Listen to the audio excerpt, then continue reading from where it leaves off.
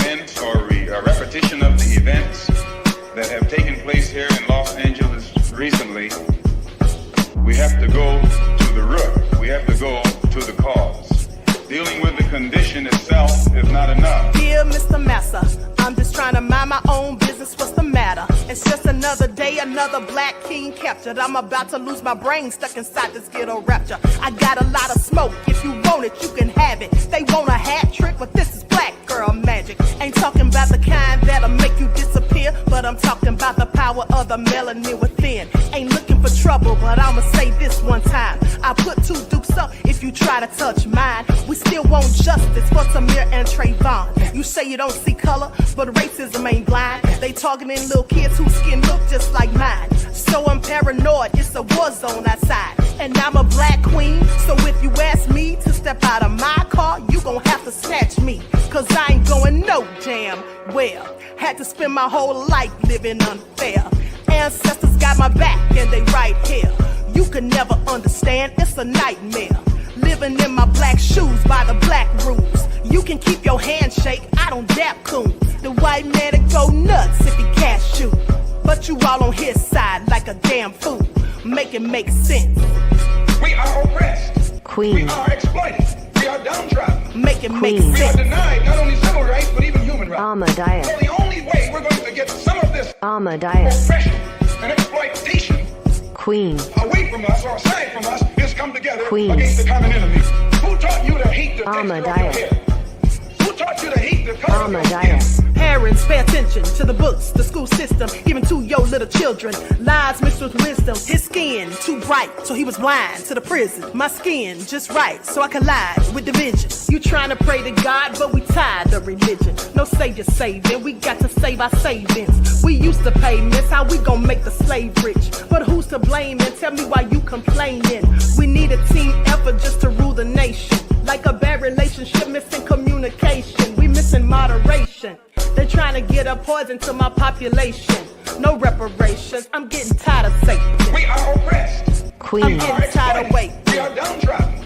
Queen. We are denied not only civil rights, but even human rights. Ahmadiyyah. So the only way we're going to get some of this Ahmadiyyah. oppression and exploitation. Queen.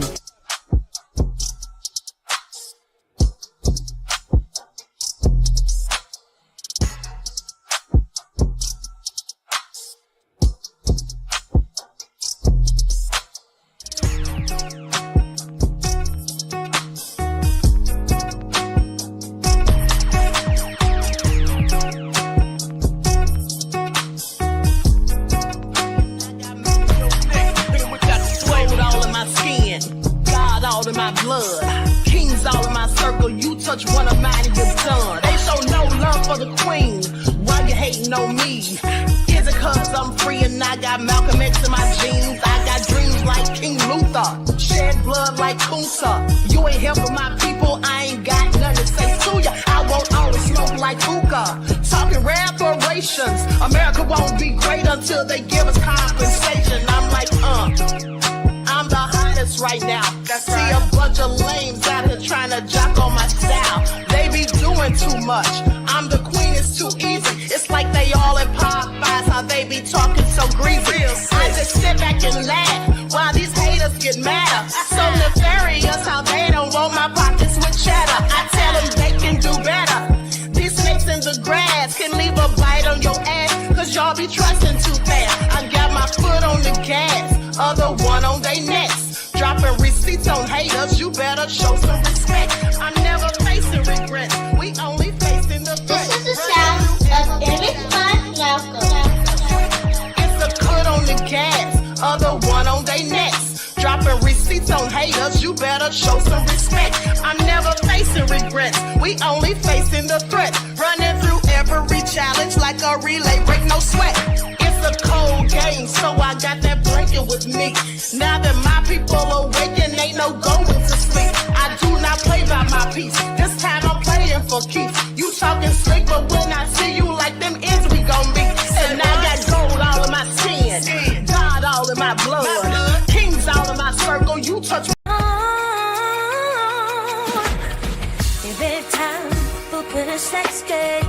My kick, the words, my faith, can't even on keep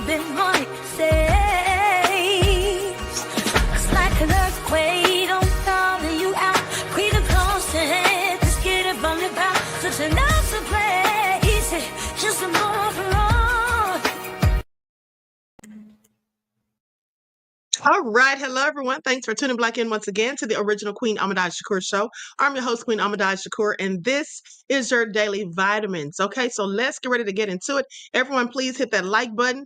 Okay, it doesn't cost you a single thing. With that all being said, also don't forget to follow me on Instagram at Dr. underscore A Shakur, TikTok at Dr. A Shakur, and Twitter at DGoddess27. All right, and as per usual, if you don't like what the Queen is cooking, you already know what to do. Okay, so let's see who is in here. All right, Deronda, Buckhorst DC, Danielle, Fat Boo, DSB is here. Overthoughts. All right, above all the drama. All right, Stephen, I see you, beloved. Bobby Wright's in the house, Miss Ebby.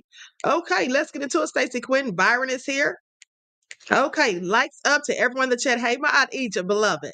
Okay, April, I see you. Jay Great is in the house. Oh, hell no. Anita Harrell. Okay. Shout out to all of my loyal royals and everyone tuned into the Queen. Okay, so we're back at it. I thought I was done for the day, honey. I thought I was done. Okay, but alas, here I am with the rest of the receipts. So first of all, let's talk about Ray J. Because as soon as I finished the earlier live, I saw the video that Ray J posted apologizing to Pastor Jamal Bryant and the church. Now, I'm sorry, beloveds, but it looks like Ray J is literally turning into Orlando Brown right before our eyes. Okay, please pay attention. What is going on here? Ray J seems to be a bit bipolar. Now, mind you, I'm no psychologist, okay? I'm no psychologist, okay? My PhD is for public administration. But let's get into it. I'm going to share that. And you know, Ray J probably got a call from his mother, Sonia, after all this went down, okay? Now he's out here ninja splaining. Please pay attention. First off, I want to apologize to Jamal Bryant.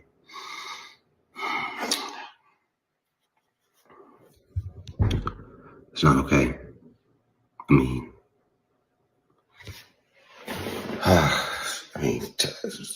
speaking that kind of language to a pastor is unbelievable. It's uncalled for. It's disrespectful. It's distasteful. It's disgraceful in every sense. I don't care what I said it for, no matter what prompted me to say that. And Pastor Bryant knows some of the stuff that I was going through. I mean, I was going through it in the interview in real time. But to show my frustration like that is not cool. Saying I'm gonna snatch somebody off the pulpit and they a pastor is being blasphemy, or on that same level, whatever that means. It's not okay. My bad, Pastor Bryant. I apologize, man. I lost it. I'm human. People go through stuff, and I was very angry because I'm scared that some of the stuff I said that I wasn't supposed to say could affect me legally and stuff like that. So I just lost it, and I shouldn't have said words like that. Pray for me. If you would have me at your church next time you are fellowshipping, I would love to come through and pray with you in person, pray with you with the whole church. I apologize to the whole Newburgh. And whenever you are preaching again, or whenever I can come through on a positive tip to just say I'm sorry personally to you and the church and the fellowship, please have me. I would love to do that as well. And again, I'm sorry. I'm sorry to you, my mama, my daddy. I come from the church, and to say those things is foul. And I was foul, and I'm sorry. Okay. I'd love to see you soon, and we pray together about it, and hopefully you can knock off some of this negative energy around me and around my soul, man, you know, and we can start fresh. Look, first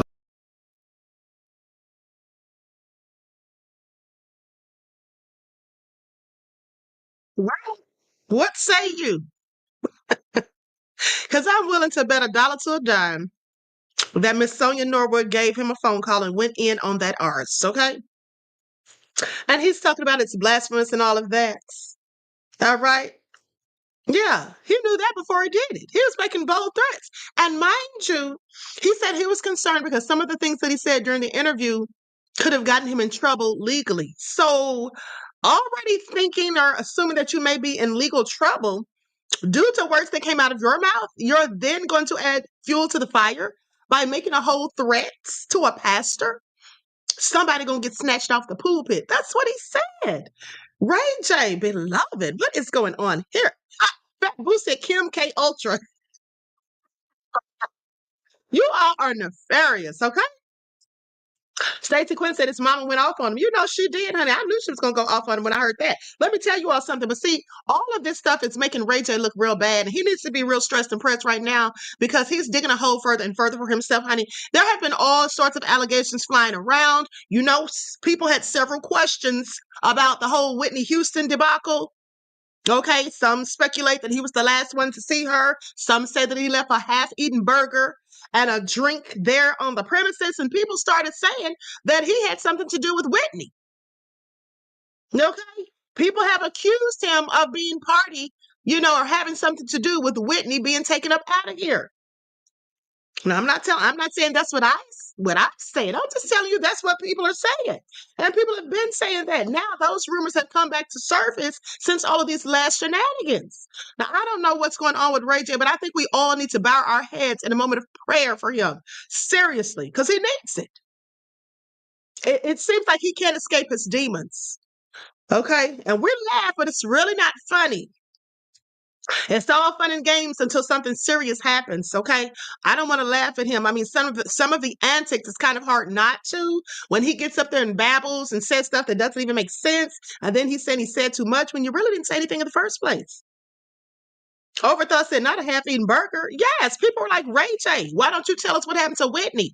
Yeah, you left that half-eaten burger and your drink sitting there. So I don't know if they tested it for DNA or whatever, honey, but people are alleging that it was Ray J's, okay? This is all so sad. Fabu said exactly, Queen, a whole ninja. But let's continue because I absolutely cannot.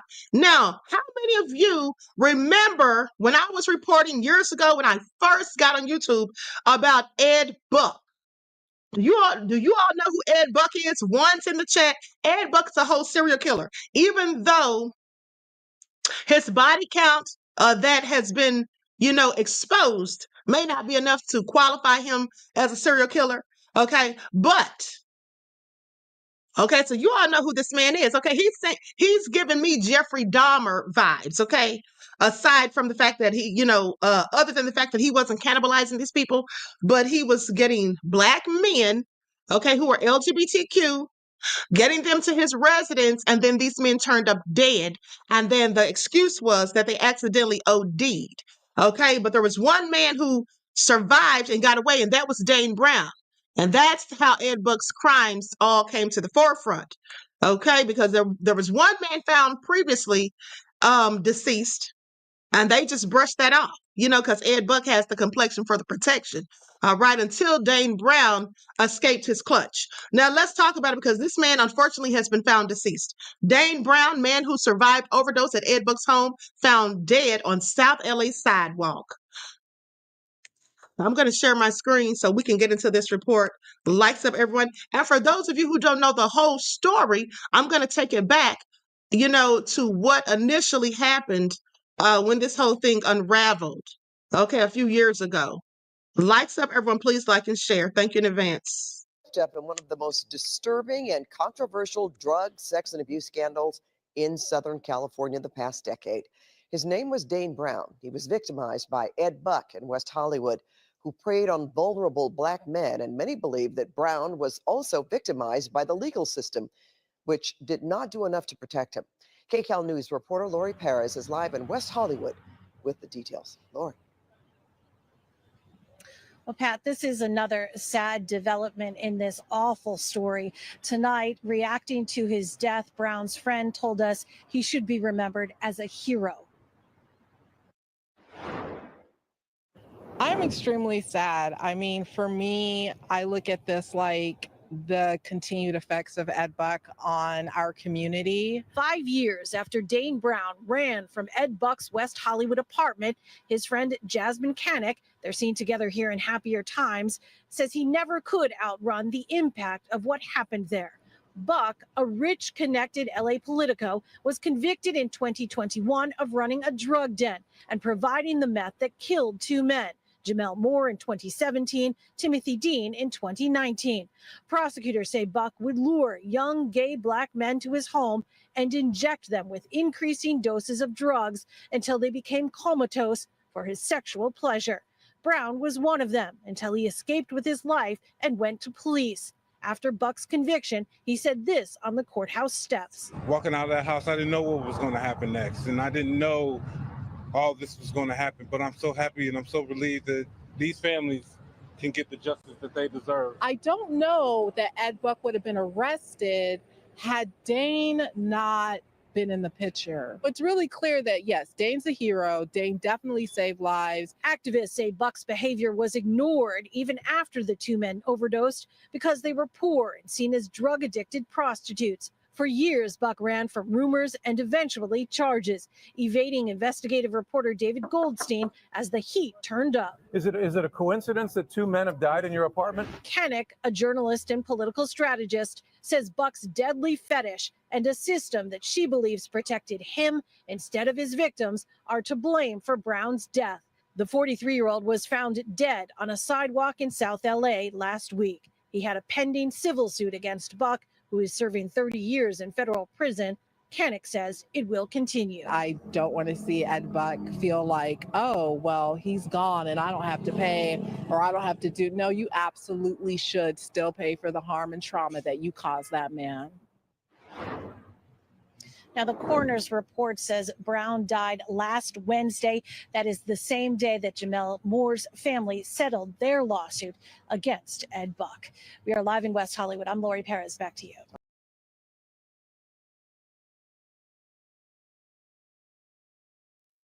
I know you all don't think that was a coincidence. The same day that the other lawsuit was settled. Okay, please pay attention. Now, here's what should happen. His family, Dane Brown's family, should take up the lawsuit because you can do that in some cases. Okay, so let's talk about it because a man who survived 2 overdoses from drugs allegedly supplied by now imprisoned former Democratic donor Ed Buck, and whose lawsuit against him was expected to go to trial early next year, was found dead last week. Jasmine Canick, a journalist and friend of Dane Brown, posted on X that Brown's body was found on a sidewalk in South Los Angeles. Now, according to the Los Angeles County Medical Examiner, Brown, age 43, was found dead last Wednesday, and his cause of death was listed as deferred pending more tests. Dane's death is part of the unseen, untalked about consequences of Ed Buck's actions, consequences that don't just end because Buck is behind bars. No one should be found dead on a sidewalk, and Dane didn't deserve that ending, she says.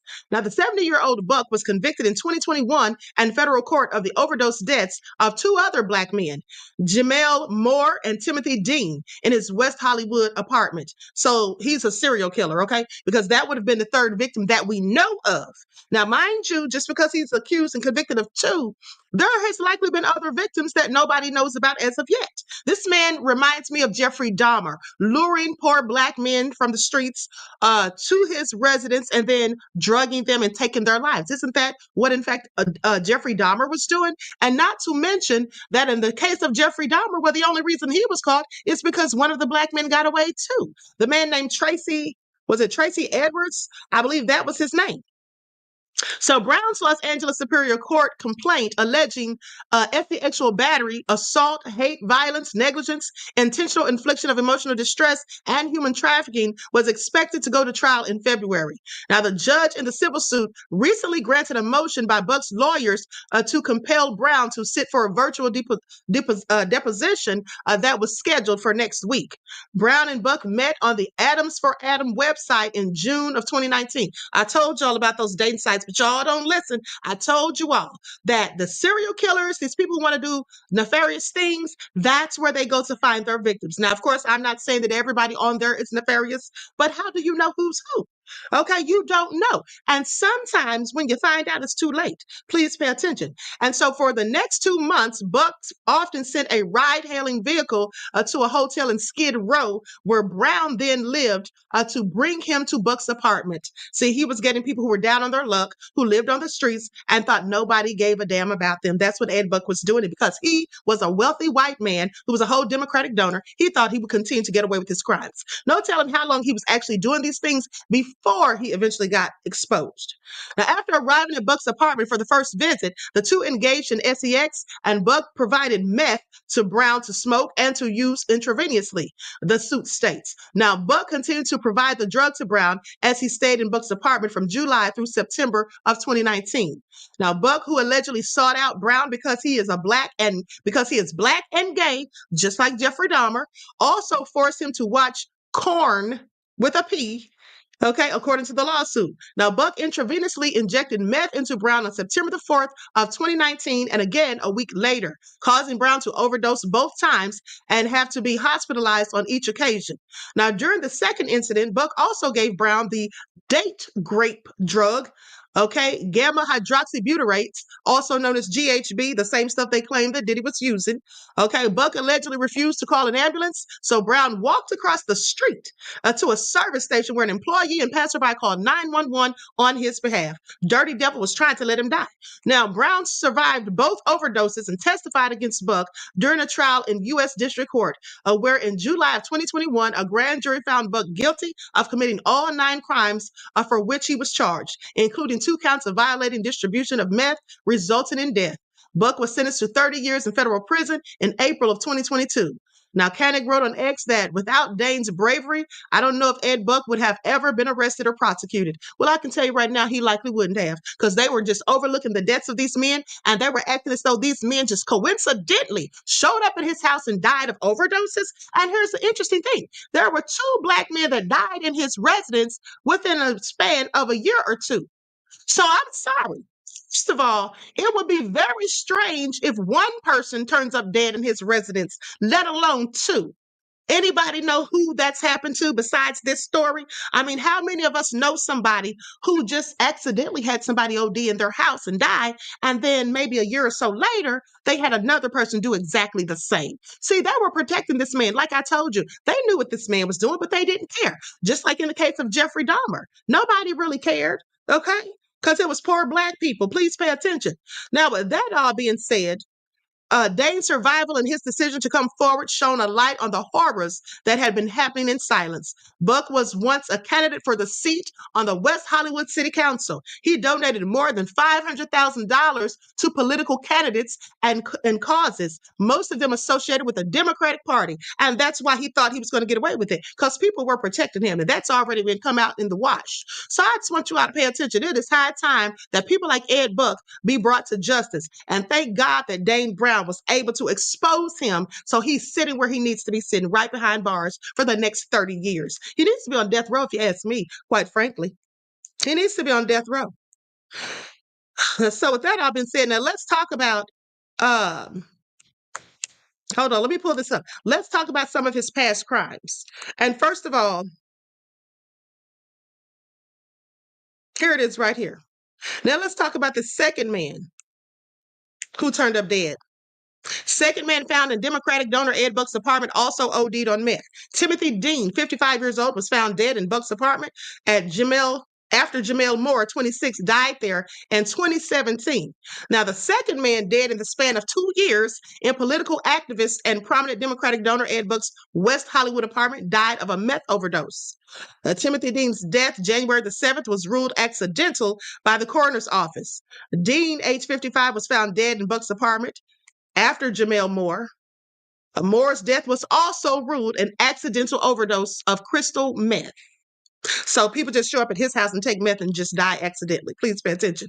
Now, police did not charge Buck with any crime, but last month, Moore's mother, Letitia Nixon, filed a wrongful death lawsuit against Buck. Los Angeles District Attorney Jackie Lacey gave this information. Now, Nixon said that she found Moore's personal journal in which Moore wrote that Buck had made him hooked on crystal meth by injecting him with the dangerous drug.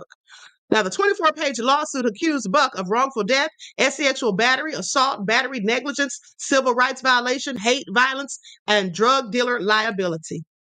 Many of the lawsuit's claims against Buck had previously been alleged by journalist and activist Jasmine Canick, who, along with other activists, publicized Moore's journal and delivered a 30,000 signature petition demanding local authorities reinvestigate and indict Buck. They weren't going to do anything. I want you to pay attention. They were not going to do anything. That man who died in 2017, that man was only 26 years old. Okay, Jamal Moore, he was only 26 years old, and they weren't going to do anything about him, and they weren't going to do anything about this other man either. Okay, I promise you they weren't. Now, this lawsuit helps to protect a very vulnerable population of gay Black men by exposing details of Buck's predatory and racially discriminatory actions against gay Black men. This is what Nana Gamafi, human rights and criminal defense attorney and co-counsel for Nixon, said. A year after Moore died, Canick had posted a warning on Twitter that another Black man was likely to die in Buck's apartment. Now, in a statement provided to NBC News at the time, Seymour Amster, Buck's attorney, said, on behalf of Mr. Buck, who we categorically deny all allegations of wrongdoing and look forward to litigating this matter in a court of law. Isn't that what Diddy's lawyer said? And isn't that what Jeffrey Epstein's lawyer said? And isn't that what Harvey Weinstein's lawyer said? Okay, a call to Buck's lawyer for comment was not immediately returned. This is all so nefarious. I want you all to pay attention. Okay, let's have a brief word from my sponsor before we continue. Likes up, everyone, please. Like and share. Thank you. Do not buy 12 Tribes on Earth hair growth oil and hair magic elixir unless you want super healthy, gorgeous hair that grows. They have a whole line of amazing hair growth products, including hair growth leave-in conditioner spray, hair growth shampoo, hair growth spray, and hair growth butter. I'm starting to sense a theme here. They include quality natural ingredients. They smell amazing, and you can see the results for yourself. So if you're looking for healthy hair growth for your natural or relaxed hair, try 12 Tribes on Earth today.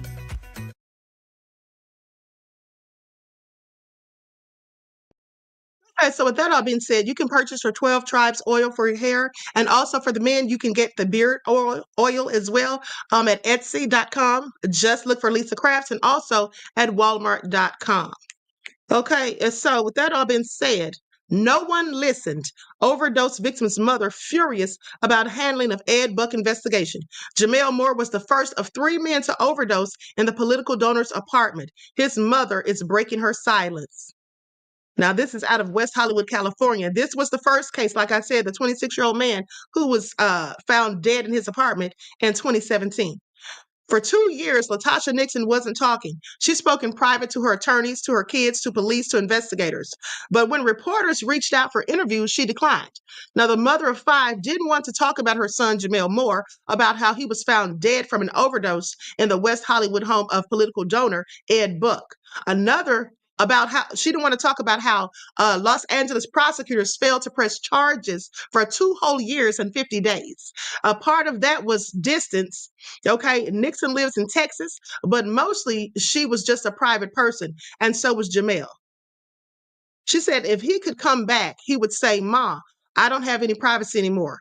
Nixon was at a press conference Wednesday afternoon, the first time she's publicly spoken since Moore's death. She said, "It's like I'm under a microscope." Nixon was at the West Hollywood Park Auditorium, just blocks from where her son had been found 2 years earlier. Moore was the first of 3 men to overdose, 2 of them fatally, in Buck's apartment since 2017. Now, Buck was arrested on a federal criminal complaint that accused him of injecting low-income Black men with lethal doses of meth as part of his sexual fetish. Right now, the wealthy 65-year-old who has donated tens of thousands of dollars to Democratic politicians across California faces 20 years to life in prison if convicted of the charge of administering drugs resulting in a death. He's also charged in a state complaint with running a drug den.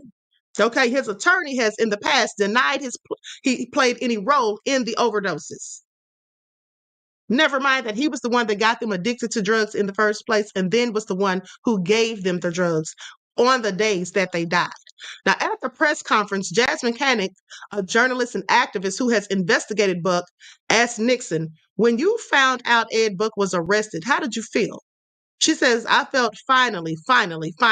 We had been screaming for so long and no one listened. Finally, someone listened. Finally. Now, the press conference unfolded just hours after Nixon's attorneys, Gayamfi and Hussein Turk, filed a Second Amendment complaint in their wrongful death civil suit against Buck. Now, LA County District Attorney Jackie Lacey and Assistant DA Craig Hunn. Now, the new document added 2 claims against Lacey and Hunn, accusing them of conspiracy to deprive constitutional rights and violation of civil rights. According to Nixon and her advocates, they personally identified, interviewed, and vetted 7 men who had stories of forced injection by Buck, along with 3 witnesses who saw it happen. The attorneys alleged that beginning around September the 13th of 2017, they escorted these men to be interviewed by the Sheriff's Department and lodged complaints. All 7 of the men, 6 of whom were Black, 1 of whom was white, recalled being solicited for sex by Buck and then injected with crystal meth. Now, according to the lawsuit, neither Lacey nor Los Angeles County Sheriff Alex Villanueva, now you all remember that low down, dirty Alex Villanueva, you all remember him? If you've been following me since I started on YouTube in 2020, you know that I have reported on him a myriad of times. He's the one who had gangs, okay, in the LA County Sheriff's Office and said he couldn't do anything about it. Said, oh, I can't do anything about people hanging out and joining cliques and getting inked.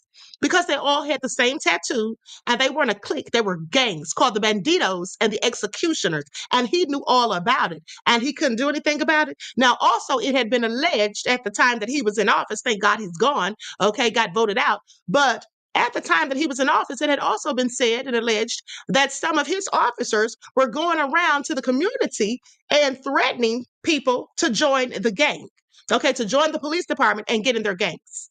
Okay, that's what was said. But he sat there and played crazy, like, oh, I can't do anything about them hanging out in cliques. He should be in jail himself. He should be in prison himself. But they know that these people do these things in police departments. That's not the only police department that has gangs. Okay, please pay attention. Now, with that all been, and let's not forget that I told you all how some of these police officers and military personnel have been in these satanic cult called the Order of the Nine Angles. If you all remember me reporting on that. Now, it supposedly started over in the UK and then it spread over here to the United States. But anyway, let me continue. So, according to Nixon and her advocates, they personally identified, interviewed, and vetted 7 men who had stories of forced injection by Buck, along with 3 witnesses who saw it happen. Now, the attorneys allege that beginning around September the 13th of 2017, they escorted these men to be interviewed by the Sheriff's Department and lodged complaints. All 7 of the men, 6 of whom were Black, 1 of whom was white, recall being solicited for sex by Buck. And this is what I'm talking about right here. See, that's what leads me to believe that there's other people that we never going to hear about who likely died in that man's residence, and there's no telling where he hid the bodies. Okay, that's absolutely what I believe. This man sounds like a whole deranged serial killer, just like Jeffrey Dahmer. Now, so anyway, it goes on to say, according to the lawsuit, neither Lacey nor Los Angeles County Sheriff Alex Villanueva read or even heard about these complaints. On July the 26th, hold on, pop-ups. On July the 26th of 2018, Lacey declined to prosecute Buck. They say the fact that the federal charges includes the accounts of all of these men shows that the county failed in its obligation. This is what Turk told reporters that Wednesday, saying they didn't take seriously the complaints of Black gay men. The fact that it took 2 years to investigate their claims is unconstitutional. Well, they didn't want to take it serious because they didn't give a damn because they were Black. That's what that is. Okay, and this was a wealthy white man, like I said, who was involved in politics, and he knew people in high places. So at the press conference, Lacey claimed that the district attorney's investigation did not have sufficient information to charge Buck until recently, when a 3rd overdose victim came forward and proved credible with her testimony. Now, Nixon found that claim offensive. Okay, so you mean to tell me out of about 6 or 7 people who came forward alleging that these things had been done to them, that wasn't enough evidence? I guarantee you, if Ed Buck was somebody of my skin tone and there had been 2 white men found dead in his apartment or his residence within a 2-year span, they wouldn't need any more evidence other than that. They would not need any more evidence other than that. Please pay attention. Now, Jackie Lacey says, I was so happy that the feds came in and snatched the investigation from Jackie Lacey. This is what Nixon said. I'm sorry. Nixon told reporters that Wednesday. I want to say a whole lot, but I'll be nice. Now, Jackie Lacey dragged her feet. It appalled me when I watched the press conference. I didn't even watch it all the way through. I was so appalled. She tried to take credit for our work. It was our whole team that did this. If we had let it die, we wouldn't have been here. Now, Jackie Lacey wants to sit up there and act like they did all the work when they didn't want to do anything. Please pay attention. Now, according to Nixon, Moore and many of the victims they escorted to authorities had already reported Buck's behavior to police even before then. So they knew about what was going on. And see, this is just what I'm talking about. This is the same thing with Jeffrey Dahmer. Do you all remember how the 14-year-old Vietnamese kid was in Jeffrey Dahmer's apartment and the 2 black women called the police? And when the police got there, Jeffrey Dahmer lied and said that it was his boyfriend. Now, they couldn't look at him and tell he was just a teenager, just a kid, but they walked him right back to Jeffrey Dahmer's apartment where he was later murdered. Okay? Not to mention, people had made complaints on Jeffrey Dahmer before, and nothing was ever done. So anyway, Jamel told me about Mr. Buck years ago, back in 2016. This is what Nixon said. Now, the story just seemed so crazy, I didn't believe it. But then when he called me crying, I knew something was wrong. So I did tell him to go to the police station and to the hospital. He went to the police station and they told him to get out. Can you imagine being a victim of a heinous crime, someone already trying to take your life and almost succeeding, and you go to the police? You go to the police and they tell you to get out. Isn't that the same thing that they told Rasheem Carter, who turned up dead in the woods, body decapitated, body parts strewn all over the place? Nixon and Moore were originally from Los Angeles, but a few years back, Nixon, a mother of 5, moved to Texas to be closer to her sister. Moore decided to stay in Los Angeles. She said, I would talk to Jamel all the time. We were close. He had visited a couple of times, every couple of months. Okay, he was right there. He was right here before he came back and was murdered. On July the 28th of 2017, Nixon received a phone call from the Los Angeles County Sheriff's Department. I immediately knew something was wrong. The day before, Moore had flown to Los Angeles from Texas on a flight paid for by Buck. He died hours after arriving. Now, the coroner told me my son was found naked, dead on a mattress at Ed Buck's home. The name didn't click. I called around to his friends, and they're the ones that said Ed Buck. Then it clicked. Nixon spoke to Moore's father and tried to figure out what they could do. I kept calling the coroner, the sheriff's department, asking them to investigate because I knew something was wrong. Every parent knows their child, and Jamel was scared of needles. Nixon went on to describe Moore. He loved to cook. I wish you could have met him. He was hilarious. He had so many jokes. I know he was working in the legal field. He had a lot of aspirations. He was trying to figure things out. Nixon brought several of Moore's close friends to the press conference: Corey McLean, Jerome Kitchen, and David Cunningham. Cunningham, a prominent West Hollywood activist, has been pushing for an investigation into Buck since Moore's death. Now, the main reason Ed Buck was able to elude any justice is because he was a white man, Cunningham said. In order for people from our community to feel safe, we have to turn predators. I was an ex-SEX worker before.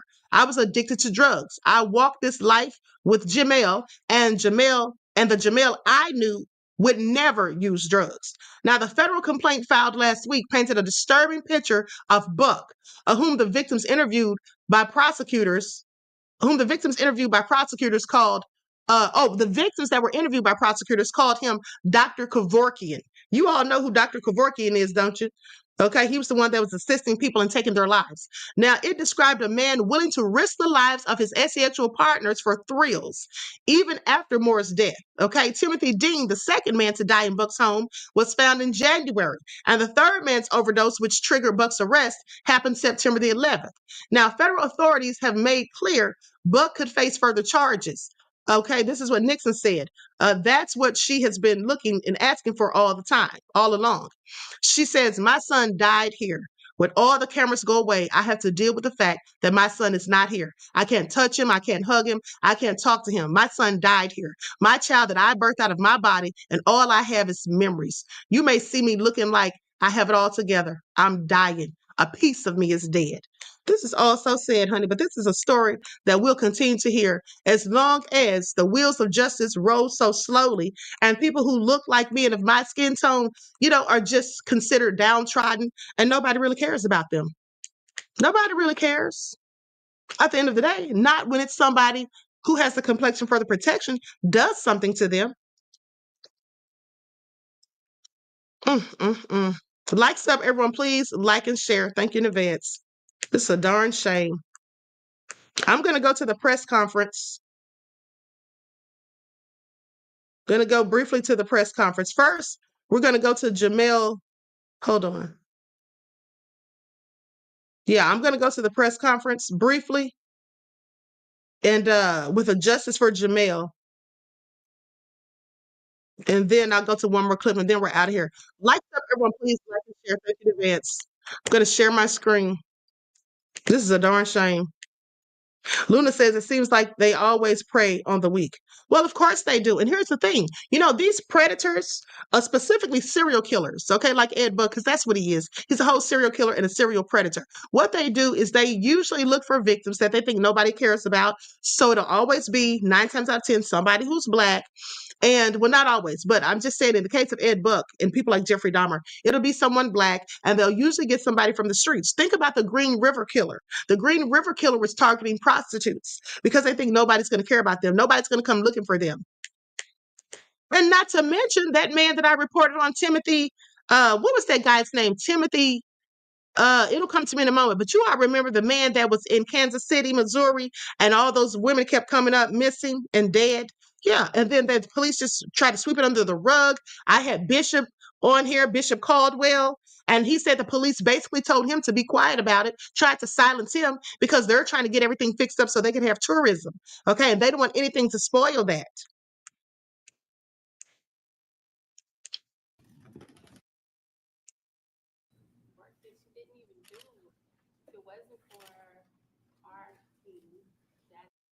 Is now in the hands of federal investigators in the U.S. Attorney's Office. Do you intend to press them to say, what do you intend to do about my son's death, if anything? No one has reached out to me. I haven't heard from anybody. I get updates from both of my attorneys. That's it. I don't plan to press them. I plan to let them do their job because I trust them a lot more than I can DA executive.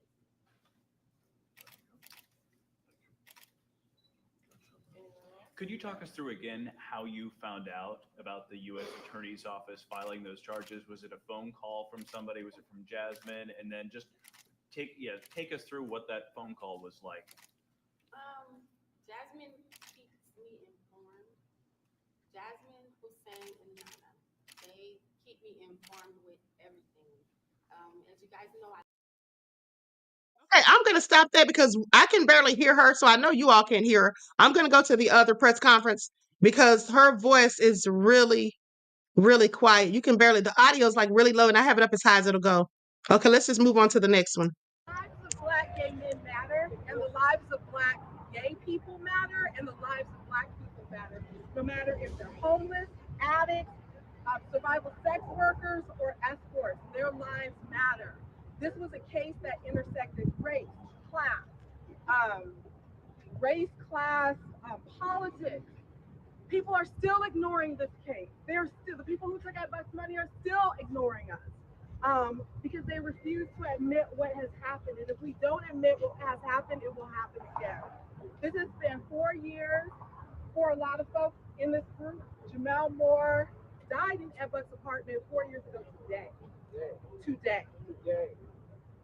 So if that is not the ancestors at work, I don't know what is. And I think all of us feel vindicated, and we feel like Jackie Lacey didn't take us seriously. A lot of other folks didn't take us seriously, but at least in this courthouse, these prosecutors, they took this case seriously, and they saw that it's not a coincidence when 2 Black men died of crystal meth overdose in the same apartment, that when countless men step forward with photos and videos and text messages and say, this is what this man has done to me, that they're not making it up. And so when I say that the lives of Black gay men, the lives of Black men who are HIV positive matter, this was a case where they were victim shamed for being HIV positive, and just to defend, Ed Buck.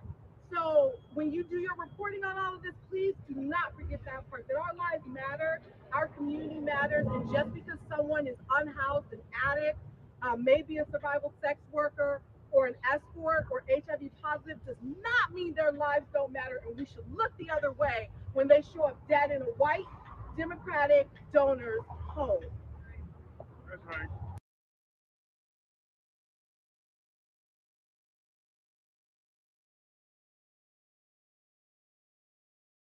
Okay, so that's very sad. Okay, very sad. Everything that they had to go through just to get justice, and how they shamed the victims because they were HIV positive, and for all they know, they could have gotten it from Ed Buck. Okay, what's his condition?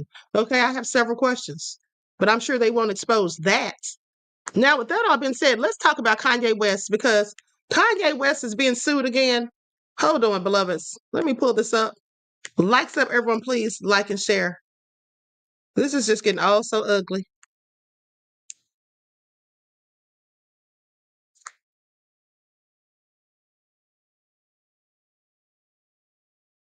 Okay, so this just came out today. Now listen to this. Kanye West told staffer Kim Kardashian has Jewish masters. Okay. The musician, now known as Ye, allegedly subjected a staffer to anti-Semitic tirades and an sexually hostile work environment, according to a new lawsuit. Kanye West allegedly turned a Yeezy staff member's job into a living nightmare by subjecting the man to anti-Semitic tirades, often involving attacks on Kim Kardashian and work meetings in hotel suites where Kanye would engage in loud sexual encounters in adjoining rooms. This is what it says in the new lawsuit. Now, the plaintiff, Murphy Aficionado, says the rapper, who legally changed his name to Ye, hired him as a project manager in October of 2022, and what he initially considered a dream gig. In his lawsuit, Aficionado says he worked up to 70 hours a week and time slept in the office to meet deadlines. Instead of being paid his pledged rate of $125 per hour, Aficionado says that he was called racist. He was given racist lectures, okay, angry outbursts, and empty promises, saying Ye's anti-Semitic tirades and conspiracies were a daily occurrence. Often these outbursts involved how Jews control the Kardashians. Okay, other times Ye recounted how the Jews were going after him and his money. I don't know when Kanye's going to learn to keep his mouth shut. Now, the Jews are out to get me. They froze my bank account. The Jews got Kim Kardashian and my kids. Okay, this is what he purportedly told a confused aficionado on one occasion, according to the lawsuit filed by lawyers Carney R. Shagarian and William Reed. When Aficionado asked West what he meant, the Yeezy boss allegedly responded saying, the Jews convinced Kim Kardashian, she has Jewish masters. Hadn't he had enough problems to be still running his mouth about those people? What is wrong with him? Now, Aficionado claims that in late November of 2022, West summoned him to the Beverly Hills Waldorf Astoria for a meeting, and that a lawyer for conservative commentator Candace Owens exited the suite as he entered. Aficionado alleges that he tried to leave himself when he spotted West's wife, Bianca Sensory, standing topless inside, but he claims West commanded him to sit down. He says West told him the lawyer was a Jewish spy and then demonstrated his dominance by opening the door to the bedroom where Sensory had retreated, exposing her again. He claims West left the door slightly ajar as he had loud sex with Sensory while Aficionado waited silently for their meeting to resume. Honey, I would have left. You're not going to make me sit there and listen to foolishness. I would have been gone. Okay? I would have been gone. Why would you sit there and listen to it and subject yourself to it? Why would you do this? Is all so ridiculous. What is wrong with people? But let's continue. Disturbed, Aficionado wanted nothing more than to leave. However, Aficionado feared further retaliation by one of the most famous, powerful, and erratic artists in the world. Now, Aficionado claims that West returned from the bedroom wearing a t-shirt with a swastika on it and aggressively asked him, "Do you like my shirt?" According to the lawsuit, West instructed him to return to the same suite for another meeting later that week. Aficionado says West was in the suite with an unnamed famous NFL wide receiver when he arrived, and then the two men were dressed in towels. He claims they took turns going into a room where they allegedly had audible sexual relations with a masseuse. This is all strange. Aficionado sat uncomfortably as time slowly passed. According to the lawsuit, while he listened to the clapping and the moaning from the room where he and Ye and his masseuse had sex. Lord have mercy. Why am I reading this?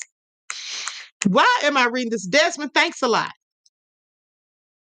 Human Nature says Denzel Washington French kissed a man in Gladiator. Don't worry, honey, because I'm talking about that tomorrow. Okay, I'm gonna talk about that tomorrow. Please, y'all, just give me a chance to watch the movie myself. I don't want to go by speculation. I have to see it with my own too, and I will be reporting on it in the morning. Okay, if what you say is true. Now, Aficionado claims that West instructed him to relocate the music mogul's controversial Donda Academy School for Children to a new campus in Chatsworth in February of 2023. Now, when Aficionado and others on his team explained that building permits would be needed to turn the decrepit property into a safe environment for kids, West allegedly became irate and yelled that he would not accept waiting for or using permits. Now, Aficionado says that he was terminated in July of 2023 when the Donda Academy shuttered. Aficionado's lawsuit includes claims for discrimination, hostile work environment, labor code violations, failure to pay wages, and wrongful termination.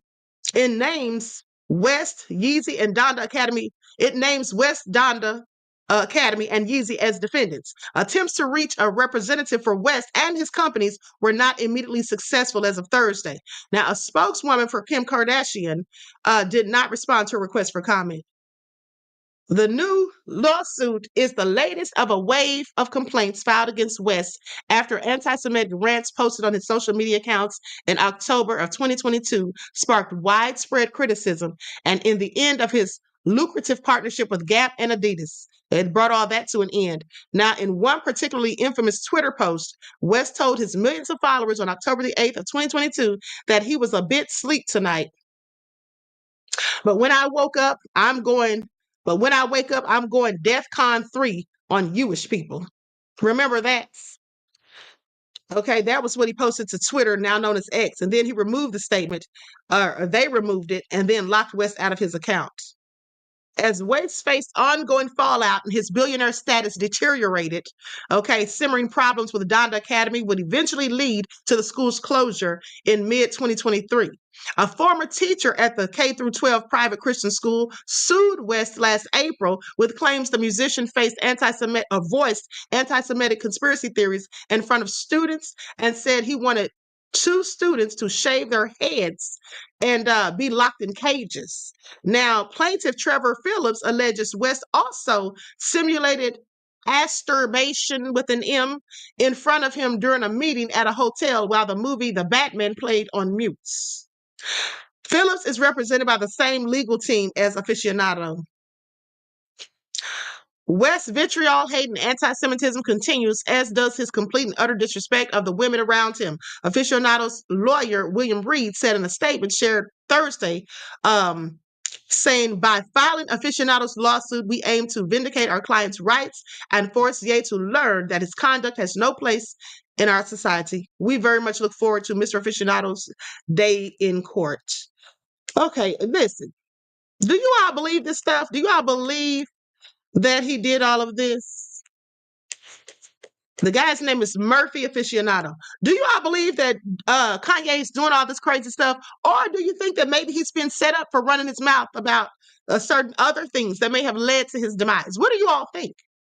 What do y'all think? Because what's always interesting to me in these cases as it pertains to Black men is that, you know, Diddy, for example, has had allegations swirling around him and rumors and all of that for 30 years. Then when he sues Diageo, then all of this happens, what he's now currently embroiled in. Okay? Not that doesn't mean that he didn't do the things that he's accused of. It just means that now he's been held accountable for it, if in fact these things are true. And it's because he ticked off the wrong people, like I told you all before. Remember, you heard it here first. Now, in Kanye's case, what do you all think? Okay? About damn time said the dealer can't compare to Kanye. No, I'm not trying to compare him. I'm just talking about how Black men, when they're accused of something, it's a whole nother story than what it is with the other folks. That's the point. Samantha said Diddy done did it. Well, there's no question about it. Diddy did it as far as I'm concerned. I'm talking about Kanye. I'm asking, do you guys think that Kanye is doing these things or has done these things that he's accused of? We don't have any questions about Diddy. At least I don't. And of course, Diddy maintains his innocence. Me saying that I don't have questions about it, well, that's just my own opinion. Okay, we'll find out the truth hopefully when he goes to court, May the 5th of 2025. Okay, above all that drama said double standard. Yes, I agree. Okay, I agree. About them time says Kanye is an intellectualist. Okay, well, all of this stuff sounds just so nefarious as far as I'm concerned. Sounds real crazy. But also, they say two rappers, and this just came out a couple of hours ago, where they say Memphis rappers sue Kanye and Ty Dolla $ign for copyright infringement. This is fresh off the press. So Memphis rappers Criminal Maine, DJ Squeaky, and the estate of Kilo G are suing Kanye West, Ty Dolla $ign, and others for copyright infringement over a song released in February of 2024. Now, Vonda Watkins, Criminal Maine, Harvard Ivy, known as D Squeaky, and Raina B. Rufus, the executor of Gerald Berry's Kilo G estate, filed the lawsuit Wednesday in the U.S. District Court for the Western District of Tennessee and Shelby County over the song Expletive Song, over the album Vultures One. Now, the Memphis rappers claim the song contains numerous unlicensed samples of their music, resulting in blatant copyright infringements. They say, in fact, these acts of copyright infringement are so brazen yet easily discernible that plaintiffs' actual vocals and music can be identified in the beginning of defendant's song. Okay, according to the lawsuit. Now, according to the court filing, the Memphis rappers co-wrote and released a song entitled Drink a Yak Part 2, which they co-owned the copyright to. Now, the song has a video on DJ Squeaky's YouTube channel that was posted 9 years ago. Now, after the song's release, the lawsuit says the Memphis musicians were contacted by Alien Music to negotiate sample clearance for the song. Sample clearance effectively means that the original creators of the music, Criminal Maine and DJ Squeaky and Kilo G, would be paid compensation for the use of their music in Kanye West and Ty Dolla $ign's song. However, the court filing claims that in June, after figuratively sitting at the table for a few months, negotiations broke down when West fired his entire legal and business team, which left him with no legal representation. The Memphis rappers were told they would have to wait to be contacted by West's new attorneys. The lawsuit said the Memphians were contacted by West's new lawyer, Eric Gallen, some weeks later to continue the negotiations where they had left off. However, after only 2 days, they were told that Galen was no longer West's attorney, leaving West without a lawyer once again.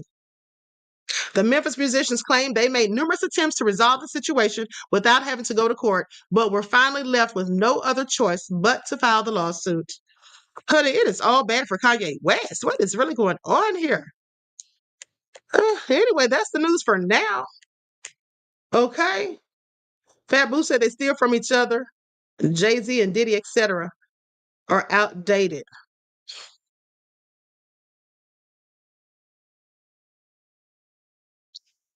Hold on. Somebody's telling me to check my email. Hold on. Don't y'all send me nothing else. Hold on. I might read this, but don't y'all send me nothing else. I'm trying to get up out of here. What is this? Hold on. What in the...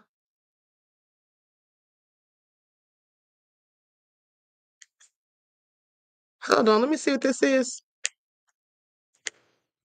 Lights up, everyone. Please like and share.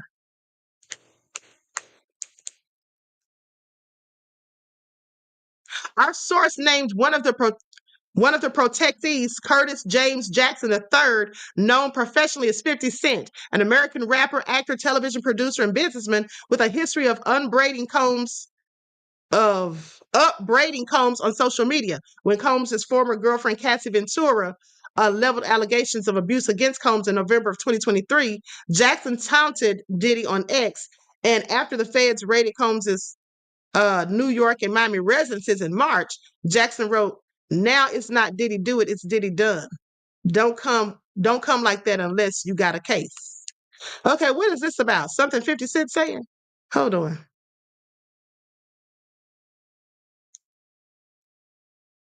Jackson's incessant but justifiable denigrations rubbed Combs the wrong way. For the latter privately threatened Jackson's life, allegedly telling him to shut the F up or you'll disappear. According to our source, Jackson never attended Diddy's parties, but he uncovered what evil happened to them through his own investigations and from Combs' celebrity guest list.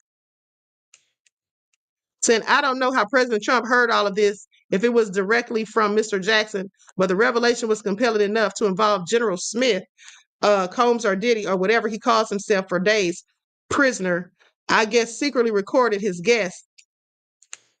What is this that you sent me? I'm trying to figure out what this is. Hold on. Okay, I'm not reading another word of this because first off, I don't know. This looks like somebody posted it, which means it may or may not be true. This is not a legitimate source, beloved. We already know that 50 was going in on Diddy. We already know about that he was going in on Diddy. He's been trolling Diddy for years.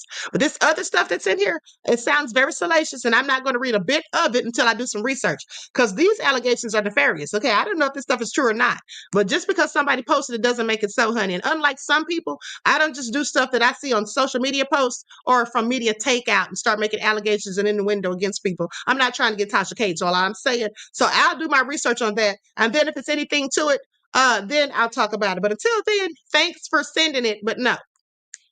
All right. About Damn Time said the documentary, honey, I don't know where this from. I just know I don't know anything about it. I don't know anything about it. Serena's got popcorn. Talk about popcorn time. Okay, Monica said, yes, do the research, queen. Oh, yes, I will. Okay, I sure will. Thank you for sending it to me, though, but I'll be researching it tonight. Okay, so Dervis said, okay, 100 queen. Okay, don't try to get the queen in trouble. Leon said, the queen of receipts. Alberta said, I hear you. Okay. Luna said, okay, the queen don't play, honey. I am not trying to put nothing out there on nobody. All right, so that all been said. Listen, I say it so you show the pictures. Okay, all right, I got it. So anyway, with that I've been saying, listen, I love you all to life. I want to thank you all for tuning in. Everyone, please like and share the video, subscribe to the channel. Dorana said, Queen always facts checks. Yes, absolutely. Okay, so with that all being said, listen, I will see you all in the morning for your morning wake-up call. I hope you enjoy the rest of this day. Until next time, beloveds, each one teach one. That's how we grow and thrive. Do something productive, constructive, but never destructive. And always remember, beloveds, to keep the Most High first in your lives. Till next time, peace.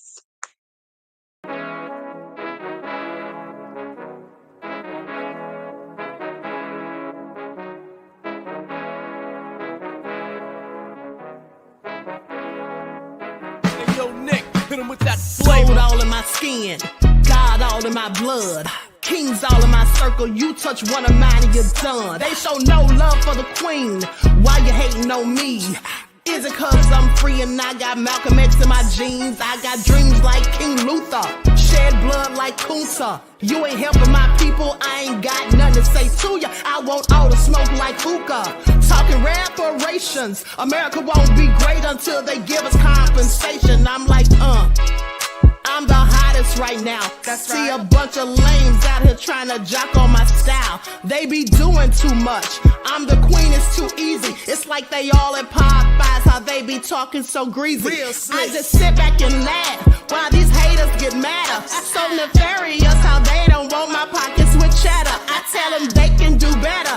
These snakes in the grass can leave a bite on your ass, cause y'all be trusting too fast. I got my foot on the gas, other one on they necks. Dropping receipts on haters, you better show some respect. I'm never facing regrets, we only facing the threats. Running through every challenge like a relay, break no sweat.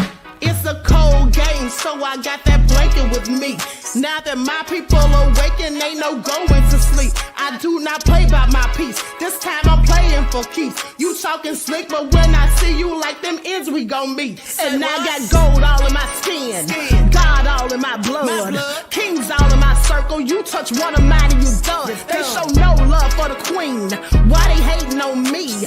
Is it cause I'm free and I got Malcolm X in my jeans and I got gold all in my skin, God all in my blood, kings all in my circle. You touch one of mine and you done. They show no love for the queen. Why they hating on me? Is it cause I'm free and I got Malcolm X in my jeans and I got